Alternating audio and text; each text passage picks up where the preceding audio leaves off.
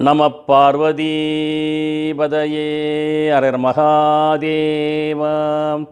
தென்னானுடைய சிவனே போற்றி, எந்நாட்டவர்க்கும் இறைவா போற்றி.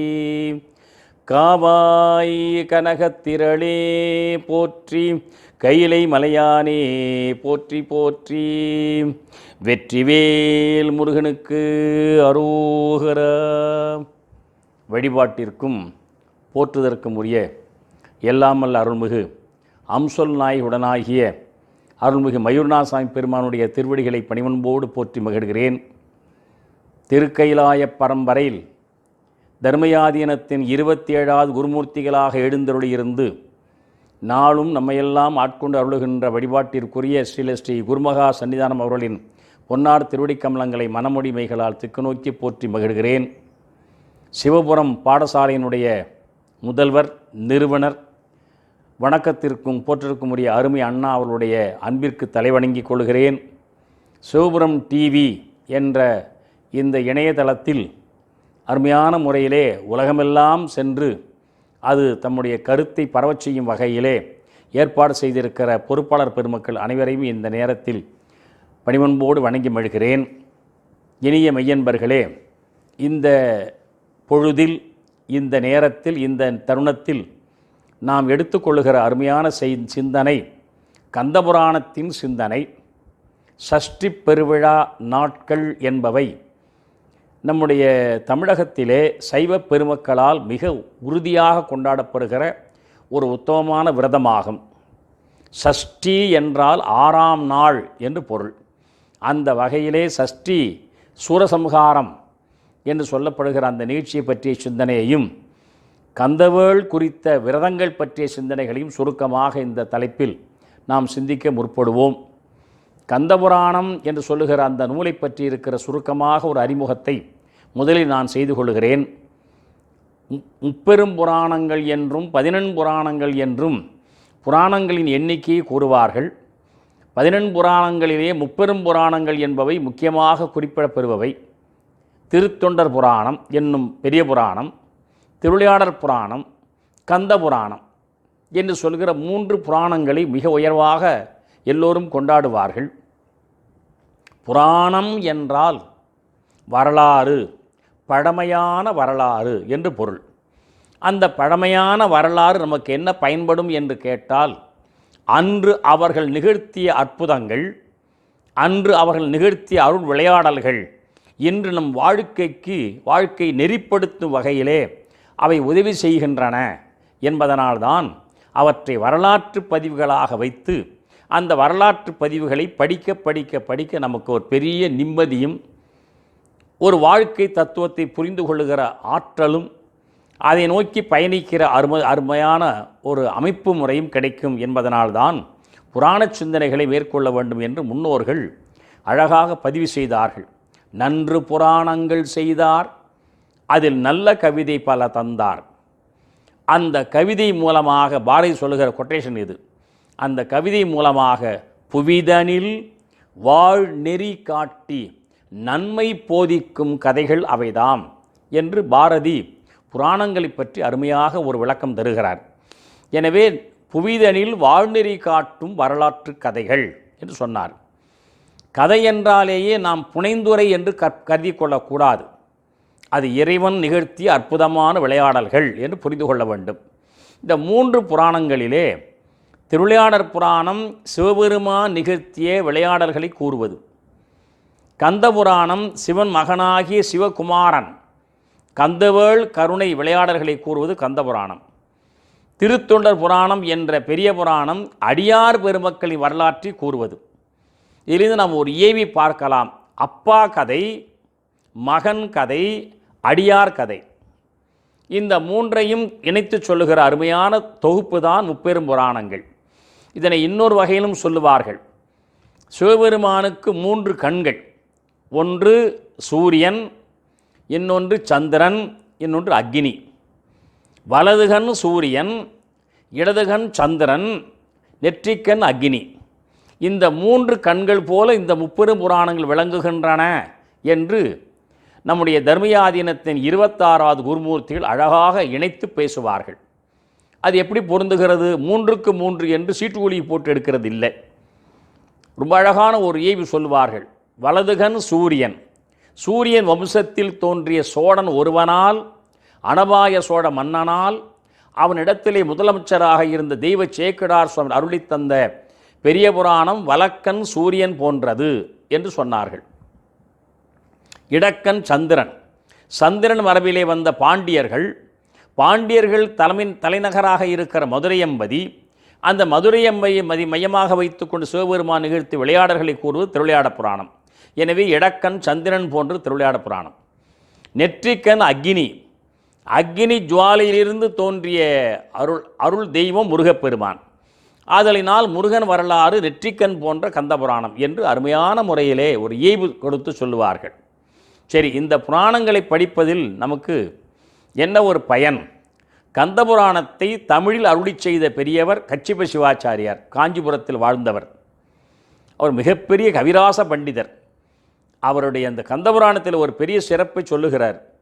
அவர் தினந்தோறும் நூற்றுக்கணக்கான பாடல்களை ஓலையில் எழுதி காஞ்சிபுரத்தில் இருக்கிற குமரக்கோட்டத்தில் இருக்கிற முருகப்பெருமான் திருவிழில் வைத்துவிட்டு போய் படுத்துடுவார்.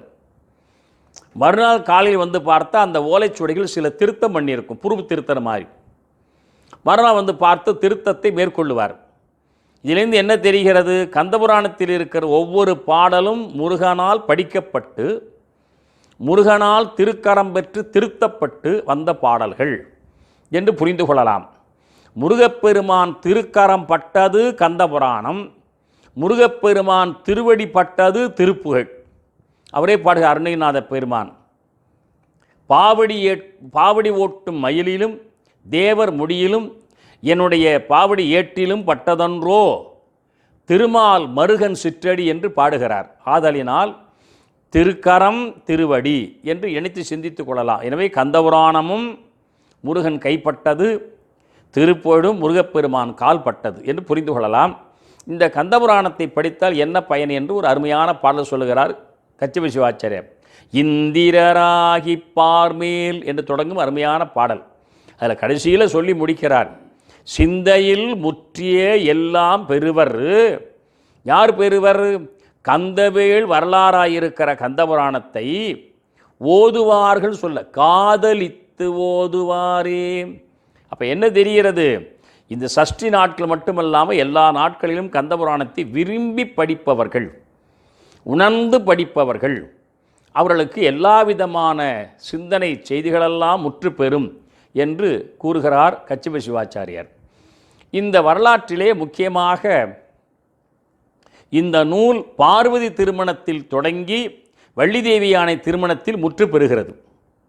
மங்களகரமான திருமணத்தில் தொடங்கி மங்களகரமான திருமணத்தில் முடிகிறது என்று புரிந்து கொள்ளுங்கள்.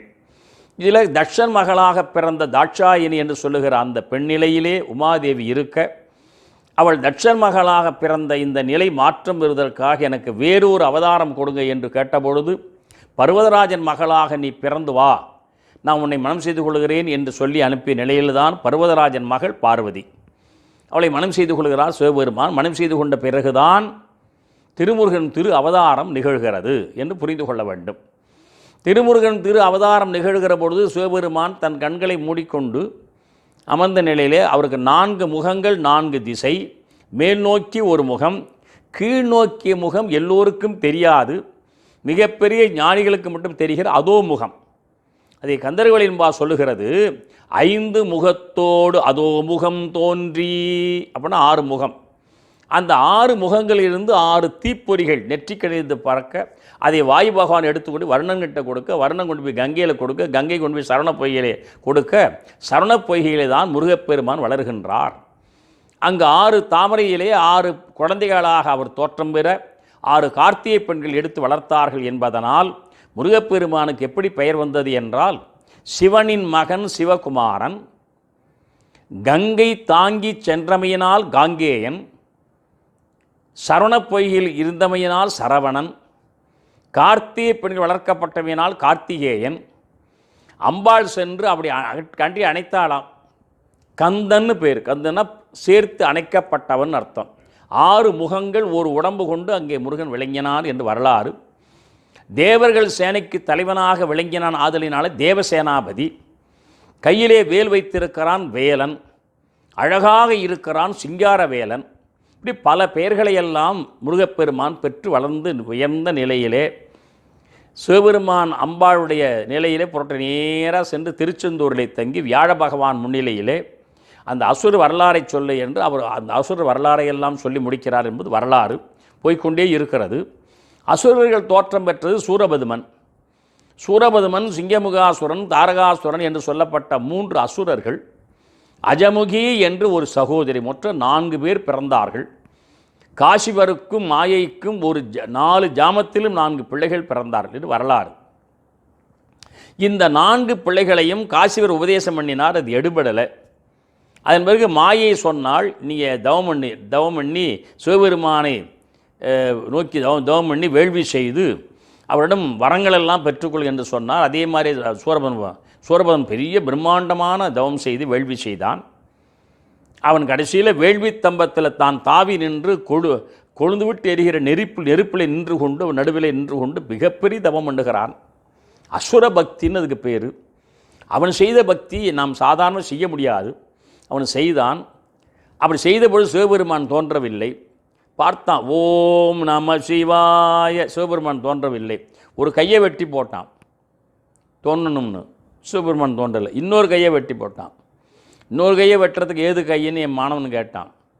இவ்வளோ பெரிய அற்புதமான வேள்வி நடுவில் நின்று கொண்டு இப்படி கையை வெட்டுகிற அளவுக்கு பக்தி செலுத்தினால அவன் கை வெட்ட வளருகிறது. கையை வெட்டினா, காலை வெட்டினா, உடம்ப கம்ப்ளீட்டாக கொண்டு போய் வேள்வியில் போட்டு எரிச்சுட்டான், இறந்து விட்டான்.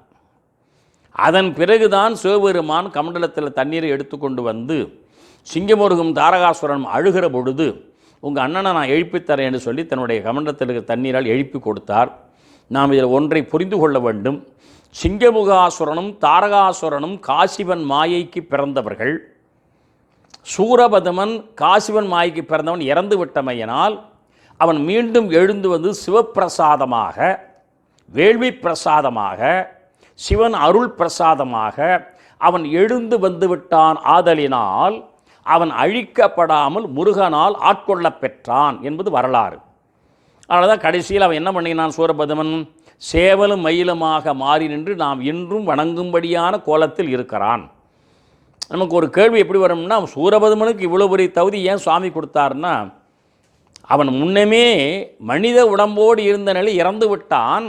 சிவப்பிரசாதமாக எழுந்து வந்தமையினால் நம்மால் வணங்கப்படும் தகுதியை முருகப்பெருமான் அவனுக்கு வழங்கினார் என்று புரிந்து கொள்ள வேண்டும்.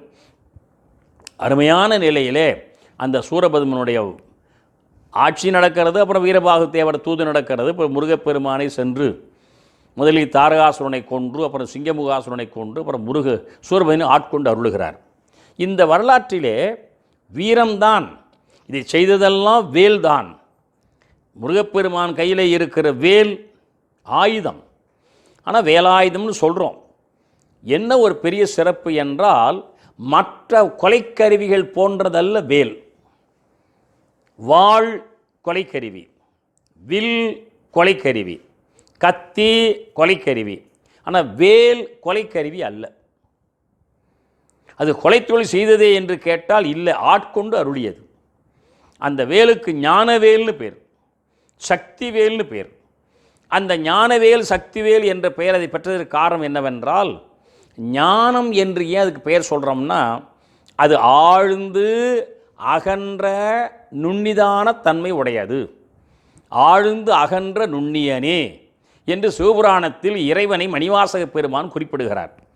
ஆழ்ந்து என்பது அடிப்பகுதி வேல், அகன்று நடுப்பகுதி, நுண்ணிதா மேல் பகுதி. இந்த 3மா அமைந்தது தான் வேல். இன்னொன்று சொல்கிறேன், வேல் என்று சொல்லுகிற சொல்லானது வெல் என்ற சொல்லினுடைய நீட்சி. அதுக்கு வேர்ச்சொல் வெல் தான். என்ன வெல்னா வெல்லுதல், வென்று விடுதல். எதை வென்று விடுதல்? எதிரியை வென்று விடுதல் அர்த்தமில்லை, தன்னை வென்று விடுதல். நம்முடைய சமய இலக்கியம் கூறுகிற அருமையான செய்தி என்னவென்றால், பிறரை வெல்லுதல் வீரம், தன்னையே வெல்லுதல் பெருவீரம். அதனால்தான் வள்ளுவ பேராசிரியன் ஆண்மை என்பது போர்க்களத்தில் வெல்லுவது, தன்னையே வெல்லுவது பேராண்மை என்றார்.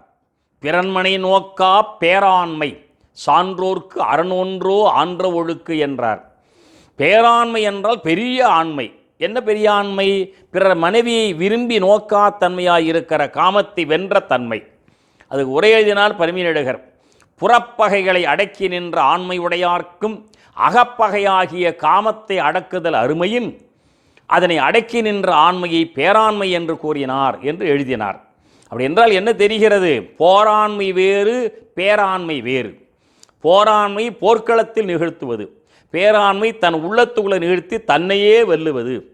இந்த கருத்தை சேக்கிழார் சுவாமிகளும் பெரிய புராணத்திலே திருக்கூட்ட சிறப்பிலே பாடுகிறார்.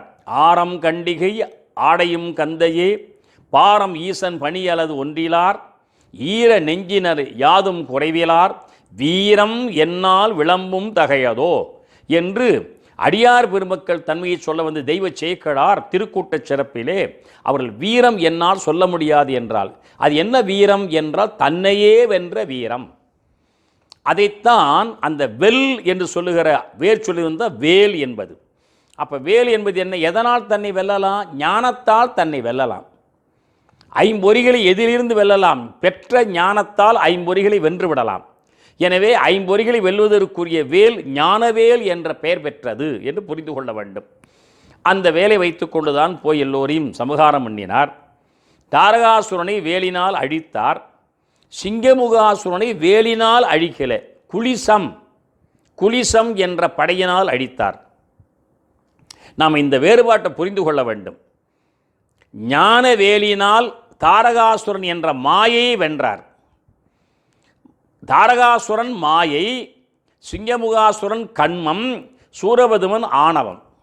சைவ சித்தாந்தம் சொல்லுகிற அந்த ஆணவம் கண்மம் மாயை கச்சிவ சிவாச்சாரியர் பொருத்தி காட்டுகிறார்.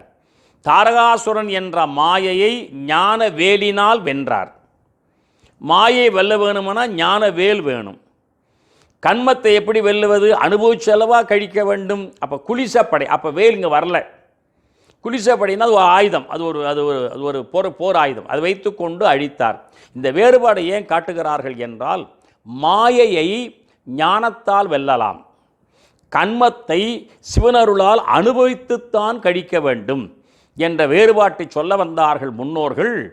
மாயையை ஞானவேலால் வென்றார் என்றும், சிங்கமுகன் என்று சொல்லப்பட்ட கண்மத்தை குலிசம் என்ற படையினால் வென்றார் என்றும் காட்டினார்கள். அடுத்தது சூரபதுமன், அது ஆணவம். ஆணவத்தை அழிக்கவே முடியாது, ஒடுக்கலாம். கடைசி வரையில் ஆணவம் இருக்கும். ஏன்னா ஆணவம் உயிரோடு ஒட்டி இருக்கின்ற அழுக்கு.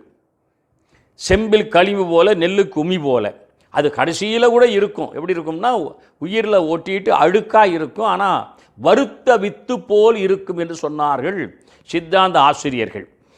வருத்த வித்து முளைக்காது, விதை இருக்கும் முளைக்காது. அதுபோல் ஆணவம் கடைசியில் கூட இருக்கும், ஆனால் வேலை செய்யாது. உண்மை விளக்கந்தை என்று சொல்லுகிற சாஸ்திரம் தான் அருமையாக பேசியது. முத்தி நிலையில் 3 மொழிய கேள் என்று ஒரு அருமையான வெண்பா அதில் சொல்லுகிறது.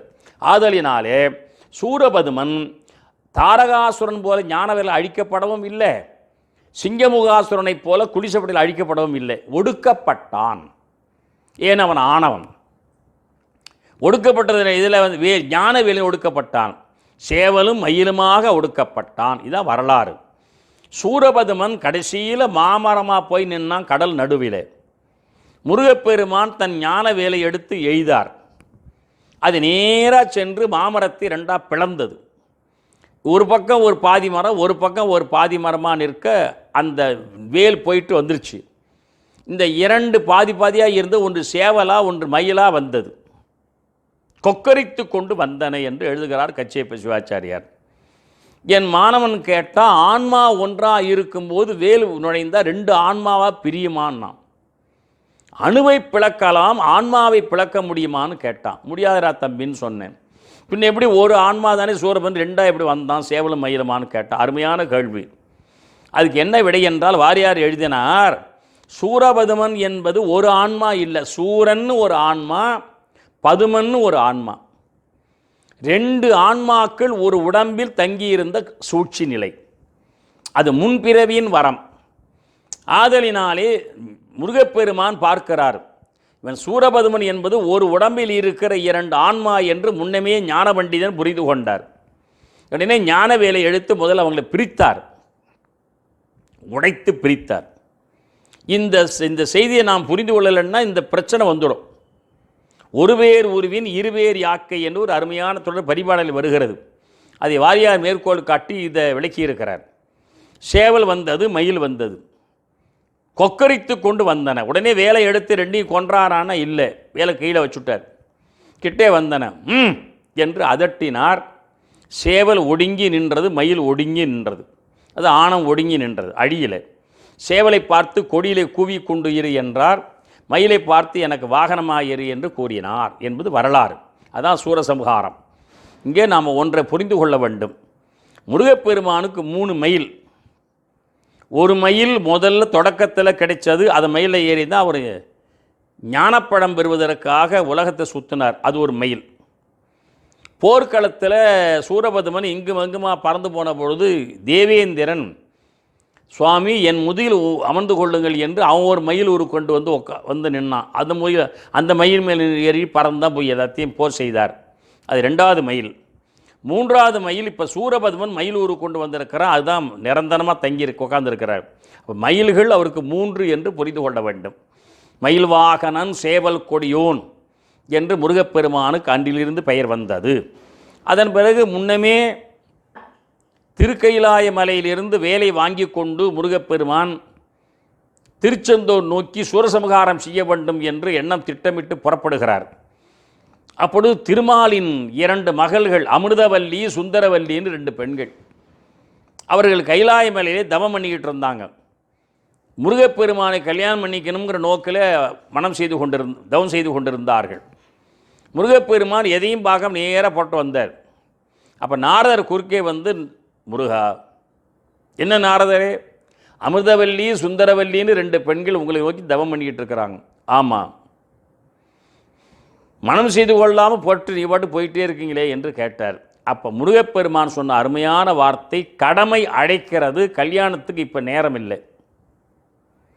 இந்த தொடரை தயவு செய்து எல்லோரும் மனசில் வச்சுங்க. எனக்கு இப்பொழுது கடமை அழைக்கிறது, கல்யாணத்துக்கு இப்பொழுது எனக்கு நேரம் இல்லை. இந்த தொடர் தான் இன்று இருக்கிற கல்லூரி மாணவர்களுக்கு, பள்ளிக்கூடத்து மாணவர்களுக்கு எல்லோரும் தெரிந்து கொள்ள வேண்டிய ஒரு ஸ்லோகன் போன்ற தொடர். முருகன் சொன்ன வார்த்தை என்ன? எங்கள் அப்பா அம்மா என்னை சூரசம்ஹாரம் பண்ண சொல்லி அனுப்பியிருக்கிறாங்க. எங்கள் அப்பா அம்மா எதுக்காக அனுப்பிச்சாங்களோ அதை நான் செய்யாமல் நடுப்பில் இந்த காதல் கத்திரிக்காய் கல்யாணத்துக்கெல்லாம் இடம் கிடையாது என்ற முருகப்பெருமான் கராராக கூறினார். இது வாழ்வியல் தத்துவம். கந்தபுராணம் காட்டுகிற அற்புதமான தத்துவமான சாரம் இதுதான். நம்முடைய கல்லூரி மாணவர்கள், பள்ளிக்கூடத்து படிக்க வந்த மாணவர்கள், பெற்றோர்கள் பள்ளிக்கூடத்தை படிக்க தான் அனுப்புகிறாங்க, கல்லூரி படிக்க தான் அனுப்புகிறாங்க. அப்பா அம்மா அம்ச நோக்கம் அதுவாக இருக்கும்போது இவன் இஷ்டத்துக்கு அங்கே காதல் செய்து கொண்டு கல்யாணம் பண்ணிக்கிற நிலை இருப்பானே. ஆனால் 5 ரூபா சம்பாதிக்க வழி இல்லை. இன்னொரு பொண்ணை கல்யாணம் பண்ணி எப்படி வாட வைப்பான்? தன் தகுதி தெரிய வேண்டாமா? கடமையை செய்துட்டு பதவியை பெற்று பணம் சம்பாதிச்சு தான் காலில் நிற்கிற அந்த பலம் வந்த பிறகுல இந்த காதல் கல்யாணம் எல்லாம். இந்த தத்துவத்தை காட்டுகிற அருமையான நூல் கந்தபுராணம். புவிதனில் வாழ்நெறி காட்டி நன்மை போதிக்கும் கதை என்று சொன்னாரே பாரதி, அந்த பதை தான். கடமை அழைக்கிறது, இப்பொழுதெல்லாம் கல்யாணத்துக்கு நேரம் இல்லை. உடனே நாரதர் அந்த பெண்களுக்கு ஏதாவது ஒரு ஆறுதல் சொல்லிட்டு போங்க கூப்பிட்டார். அந்த 2 பெண்களை முருகன், சின்ன வயசு தாங்க, அமிர்தவல்லி சுந்தரவல்லின்னு கூப்பிட்டார். சுவாமி, நான் என் பெற்றோர்கள் பணியிட்ட கடமையிலே போய் கொண்டிருக்கிறேன். சூரசம்ஹாரம் செய்து முடித்த பிறகு, என் கடமையை நிறைவேற்றிவிட்ட பிறகு, தேவர்களுக்கு நான் கொடுத்த வாக்கின்படி அவர்களுக்கு மீண்டும் ஆட்சியை கொடுத்து விட்ட பிறகு உங்களை மனம் செய்து கொள்கிறேன் என்று சொல்லிட்டு போயிட்டார். அதன் பிறகு அமிர்தவல்லி என்று சொல்லுகிற அந்த பெண்ணை கூப்பிட்டு இந்திரன் தெய்வ யானை என்ற யானைகிட்ட கொடுத்து வளர்க்க சொன்னால், அதனால் தெய்வ யானை வளர்த்தமையினால் அவருக்கு தேவ யானைன்னு பேர். சுந்தரவல்லி என்ற இவள் வள்ளிக்கிழங்கு தோண்டுகிற குடியில் கிடைத்தால் நம்பிராஜன் குறவன் மகளாக வளர்த்து வந்தான். அவளை மனம் செய்து கொண்டார். இந்த 2 நிகழ்ச்சியும் திருச்செந்தூர் நிகழ்ச்சி முடிந்து விட்ட பிறகு சூரசம்ஹாரம் முடிந்துவிட்ட பிறகு தேவர்களெல்லாம் நிம்மதியாக தங்கள் தங்கள் பதிவில் சென்று அமர்ந்து விட்ட பிறகு அப்பா அம்மா ஆசீர்வாதத்தோட திருப்பரங்குன்றத்திலே தெய்வயானை திருமணம் நடந்தது. இது எதுக்கு சொல்ல வரேன்னு அழுத்தமாக நம்ம பிள்ளைகளுக்கு இந்த புராணம் பாடம் வைக்கணும். கடமையை செய்துட்டு தான் கல்யாணத்துக்கு. அது மட்டும் இல்லை, கடமையை செய்து விட்ட பிறகு பெற்றோர்கள் ஆசீர்வாதத்தோடு கல்யாணம் பண்ணிக்கணும். இந்த 2 தத்துவம் இன்றைக்கி உலகம் முழுக்க பரவனாதான் இன்றைக்கி உலகத்தில் சிக்கலே இல்லாமல் இருக்கும், பிரச்சனை இருக்காது. பெற்றோர்கள் மனம் துன்புறக்கூடாது. எத்தனை பெற்றோர்கள் பிள்ளையை படிக்க அமிச்சேன், படிச்சுட்டு காப்பாற்றுவான்னு நினச்சேன், நிலத்தை விற்று படிக்க வச்சேன், வீட்டை விற்று படிக்க வச்சேன், எல்லாத்தையும் மனத்தை எடுத்துக்கிட்டு போய் எங்கேயும் அங்கே போய் இங்கே சொல்லிட்டு நேராக போய் வெளிநாடு போய் செட்டில் ஆகிட்டான். இப்போ என்ன கொஞ்சம் கூட கண்டுகிறதே இல்லை என்று சொல்லுகிற அந்த பெற்றோருடைய அங்கலாய்ப்பு இந்த நாட்டில் நிகழாத வண்ணம், அந்த பெற்றோர் மனம் புண்படாத வண்ணம் அந்த பிள்ளைகள் அவர்களை பாதுகாக்க வேண்டும். அதுக்கு என்ன பண்ணணும்? எல்லாம் முடித்த பிறகு பெற்றோர்கள் சமூகத்தோடு கல்யாணம் பண்ணிக்கணும். அதுதான் முருகப்பெருமான் தெய்வயானை திருமணத்தை செய்து கொண்டார். வள்ளி என்று சொல்லுகிற அந்த சுந்தரவல்லிக்கு வாக்கு கொடுத்தமையினால் அவர் களவு திருமணமாக நம்பிராஜன் மகளை மனம் செய்து கொண்டார். இது வரலாறு. அவர் தமிழ் கடவுள் என்று போற்றப்படுகிற வகையிலே ஒன்று கற்பு திருமணம், இன்னொன்று களவு திருமணமாக செய்து கொண்டார் என்று பார்க்கிறோம். இப்போ பார்வதி திருமணத்தில் தொடங்கி வள்ளி தேவியானை திருமணத்தில் இந்த புராணம் நிறைவு பெறுகிறது என்று தெரிந்து கொள்ளலாம். இந்த நேரத்தில் நாம் இவ்வண்ணம் தொகுப்பாக சிந்தித்து மகிழ்ந்தோம் என்பதை தெரிவித்து, வாய்ப்பு வருகிற போதெல்லாம் சந்திப்போம் என்று கூறி இந்த அளவில் நிறைவு செய்து கொள்கிறேன். நன்றி, வணக்கம். வெற்றிவேல் முருகனுக்கு அரோகரா.